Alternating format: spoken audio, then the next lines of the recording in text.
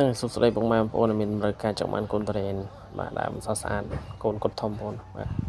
អាចខែ4ខែ5ចូលស្តុកបាទទីតាំងខ្ញុំខេត្តព្រះវិហារណាបងប្អូនត្រូវការដាំលក្ខណៈបាទឆ្កាធំបាទលក្ខណៈគូសាអាចមកមើលបានណាបាទពូខែ4ខែ5ខ្ញុំដាក់ចូលស្តុកហើយដើមស្អាតមួយមិនថងណាមិនថងសបកស្ដើងសាច់ត្រស់គោសួនបងប្អូនបាទហើយធានាថាដើមស្អាតណាហ្នឹងហើយបាទបងប្អូនអាចមានមើលការខ្មងបានពីឥឡូវណាអាចឆាតខ្ញុំមើលកទេសួរបាទពីបញ្ហាផ្សេងបានដែរហ្នឹងហើយនេះកូននេះកម្ពស់1ម៉ែត្រកន្លះឡើងទៅដល់1ម៉ែត្រ8តម្លៃអត់ដូចគ្នាបងប្អូនណាបាទ